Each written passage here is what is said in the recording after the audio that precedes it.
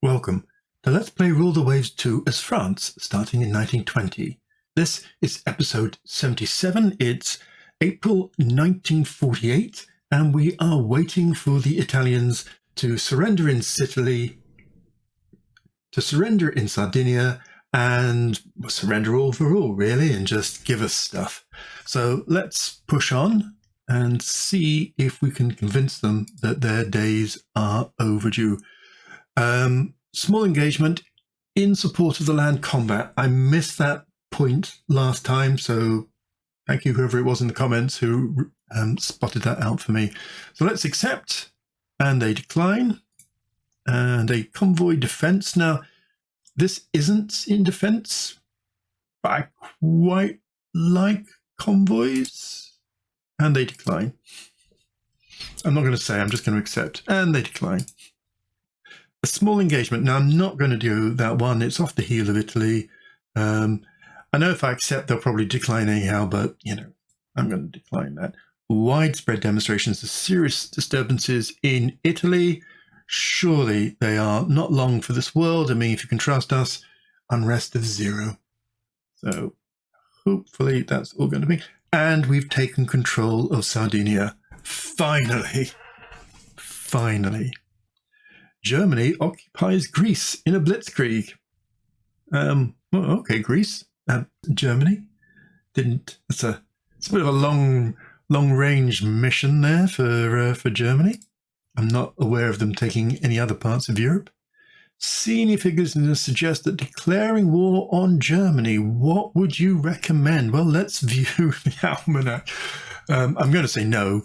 Because if I declared war on Germany, I'd be at war with Italy and Germany, and the whole VP thing would be set to zero. So Germany have 7 battleships and 11 battle cruisers in service. So that's probably not a great idea. So I'm and 11 carriers. Okay, and another 6 CVLs. So I'm going to say no. Let it be for now. We will deal with them later. Lost 9 merchant ships and another 2 for 11. But otherwise, and we've both lost a couple of submarines. 230 from the blockade. Let's go to the build screen and build half a dozen of these. This is the Minesweeper variant. Okay, still leaves us with a little bit of money to play with. Let's carry on. Insufficient ships on foreign station. Okay, so let's go and stick something on. This is why we need all these good corvettes. So let's stick a couple more of these, see if that does the trick. Yes, okay. And into June. Coastal raid. Let's accept. And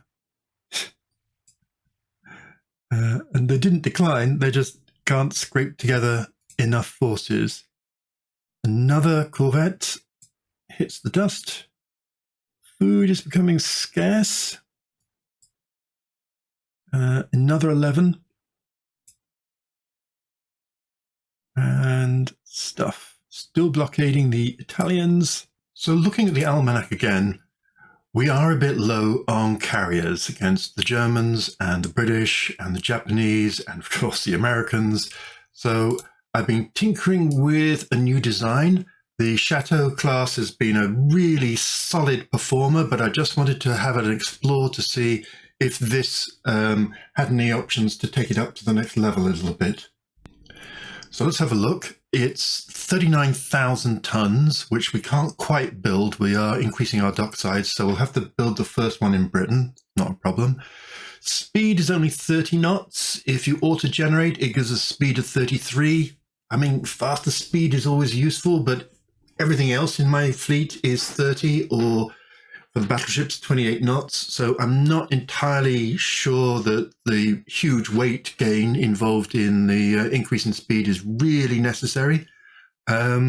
If I was going to have a war with America, I might turn this into long range, but I'm not, so that's fine. 3 inches of belt armor just to keep away 6-inch cruisers and the like. Bit marginal, really. I mean, if the enemy's going to send a gun strike force, perhaps overnight, to try and reach me, they're probably going to be battle cruisers or 8-inch gun cruisers or 10-inch gun cruisers. So you could argue that that's a bit redundant. Slight protection on the anti-aircraft armament. Torpedo Defense 4, of course. Unit machinery, inclined belt. 5-inch guns. As is traditional, we have not discovered dual-purpose 5-inch guns by 1948.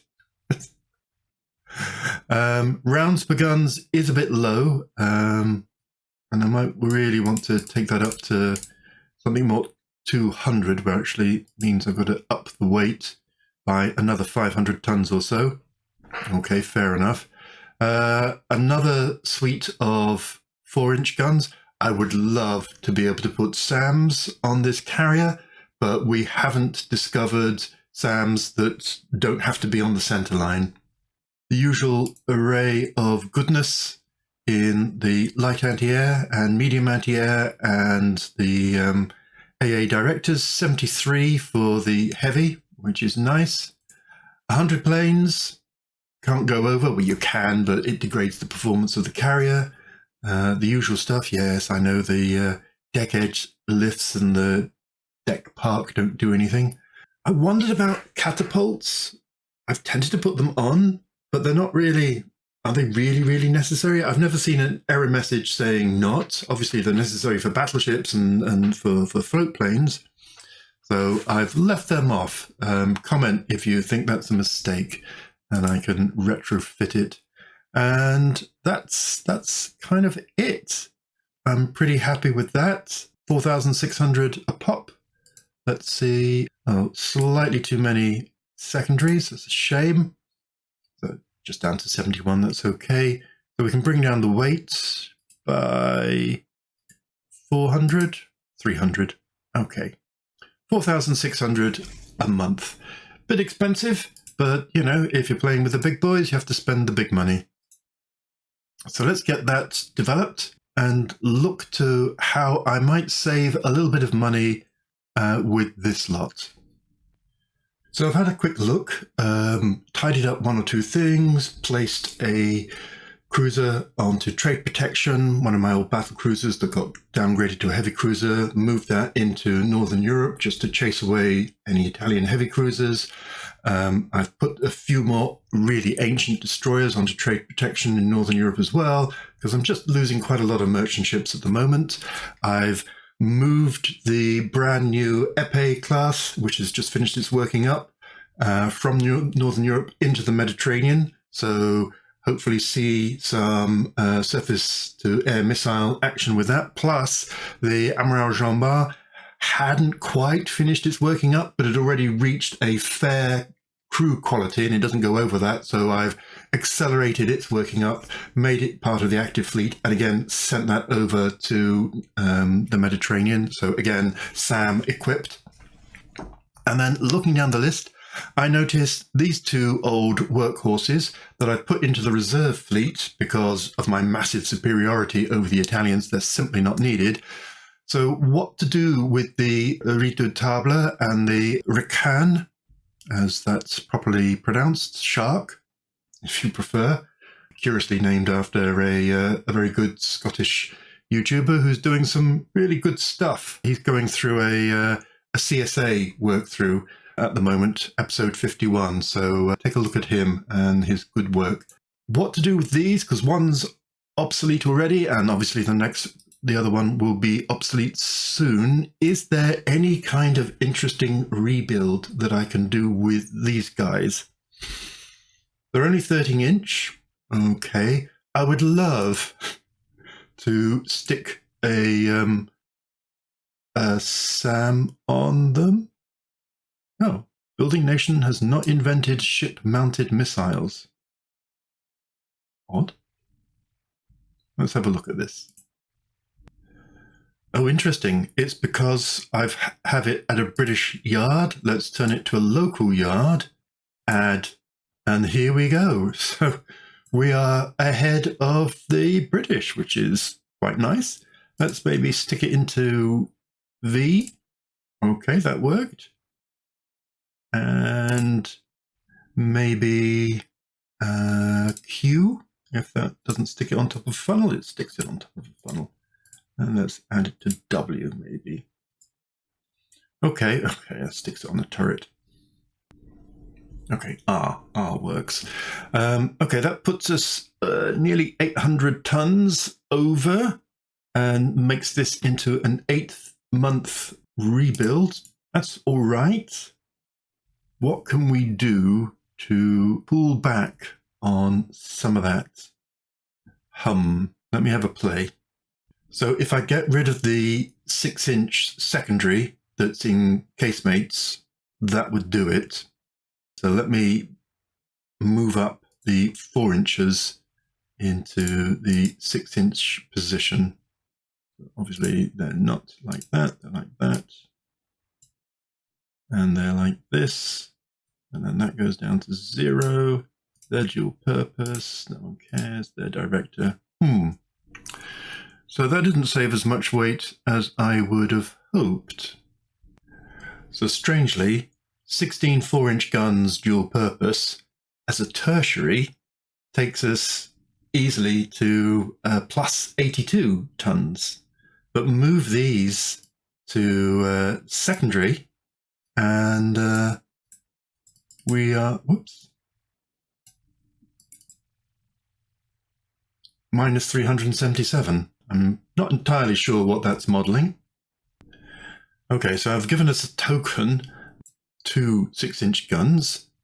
I could take the direct rough, because obviously they're only for ceremonial purposes, I believe. And that takes us down to minus 95. I do need to increase the director whilst we're at it. Okay, where else can we shave off a little bit? Okay, after a little bit of dinking, I've taken the secondary armor from 4.5 down to 2.5. I mean, given there are only 2 of them, what's the risk? Cross fingers. And I've dinked around with the close-in anti-aircraft guns, and there we have it.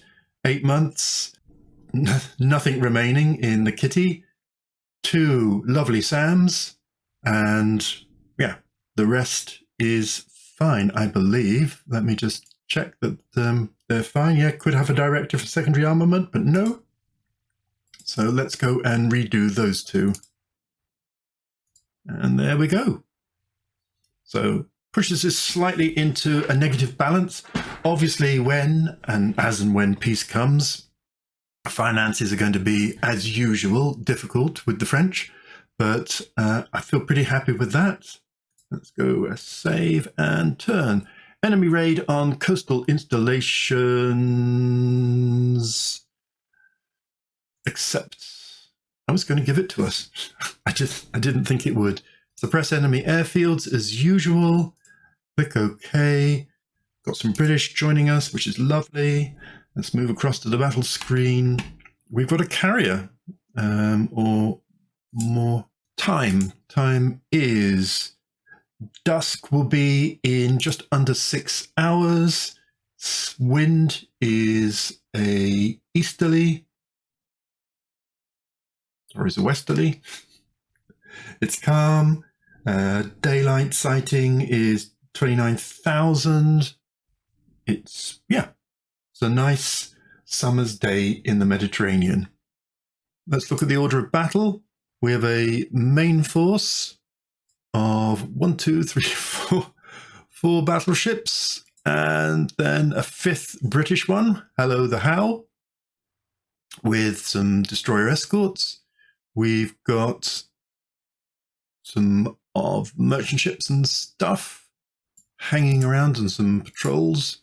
We've got the scout force of a couple of heavy cruisers, including the brand new Jean Bart on their first mission, which is nice. Actually, just see the French destroyers. No. I was just wondering if the épées were joining the main force.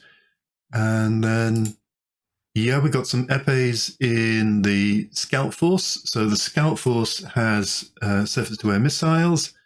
And we have a carrier of 2 carriers, 3rd carrier, and a 4th carrier. It's annoying, you know, it does do that strange thing of splitting up carriers into 2 groups. If I thought it mattered, I might tweak that, but I'm not going to bother. Turn this to fast. No objectives particularly. Let's go to the log and see where we are. Okay. Carriers down here, the main force here, and the scouting force scouting well in advance. I'm going to take the main force up to 20 knots and the carrier force up to 20 knots so that they gradually catch up with the scouts, because they seem a long way ahead in a needlessly exposed way. And let's get them going. Oh yes, float planes.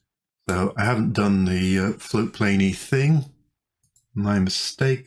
Yeah, that looks fine. I mean, I could make it more optimal. Given we're heading towards a reasonably heavy concentration, I'm going to adjust that slightly. Let's make that 40, 40, and 120. That looks better. Just in case we launch any more float planes, and bring the distance down to something like 200, because the float planes just don't really have the range.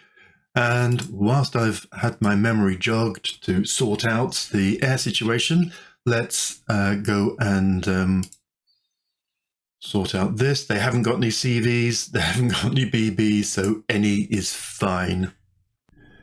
So I've selected a usual combination of 2 strike packages for the Chateau de Foy and the Soule.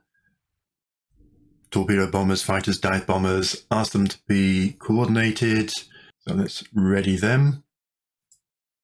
And then let's go do something similar on the other carrier divisions.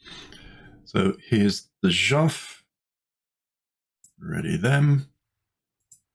And then finally the Panleve. And let's do them as well.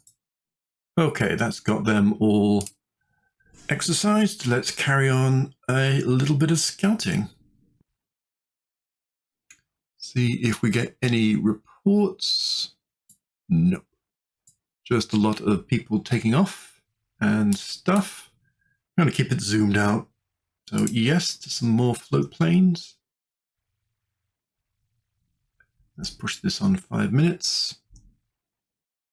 Still no, there's my formations ready, which is nice. And that's everybody. Ah, hello. CVL. Hello, hello, hello. Guess where these guys are going? So let's target that report from a plane out of Toulon. And so we will change the priority to the CV.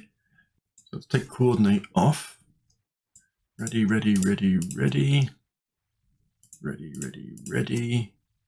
Launch strike. Well, that's weird. I thought I'd selected them. Looked like I'd selected them, but anyhow, I've pressed select already, and then it seems happy with that. Here's the difference in time. So if I coordinate the strike, they will be landing at nearly 6 o'clock. If I don't coordinate the strike, they'll be landing back at just gone 3:15. So uncoordinated it is. Yes, I know that makes them more exposed and the strike a little bit less efficient, but that's fine. Are you sure you want to? You do not want to? Yes, I'm sure. So let's get them going. And I doubt that there are many other strikes going on. So let's select already here. Now, if I coordinate this, so that's interesting. So with a carrier division with 2 carriers, coordinating clearly takes a lot longer, from 3:15 to 10 to 6, over 2 and a bit hours, 2.5 hours or something. Whereas here, the difference is an extra 20 minutes. So yes, we will coordinate. So that's an argument for keeping your carriers in single carrier divisions. Interesting. Didn't know that. So let's launch them as well. And we will keep the Panleve in reserve and let those planes go and fly off on the main carriers and see, well, that's a bit of a difference. Because here's the CVL as well. So let's go to the Panleve and select all that's ready, and let us choose this one and launch them, which is great. And then let's go back to here and let's ready a second strike. So dive bombers, fighters, and torpedoes. And same here. Now, actually, I'm not sure if I should keep the fighters out. I know it's a risk, but I don't want to take away the cap. So when I think of air squadrons on a carrier, I should really think of 3 squadrons per strike, carrier, fighter, dive bomber, torpedo bomber, and then another 3, and then a big cap squadron or 2 cap squadrons. So I should think of 7 or 8 squadrons per 100 plane carrier. Okay, so let's get them ready. Ready strike. Okay, it's not letting me ready it. Presumably they're still flying off, so let's give them a few more minutes. Let us turn our scouts to investigate this slot and our battle fleet off in that direction. I'm going to increase the speed of the scouts to, say, 24 knots, and ditto for the battle fleet, and I guess the same for the carriers. And let's push that forward another 5 minutes. Right, so all sorts of reports coming up all over the place.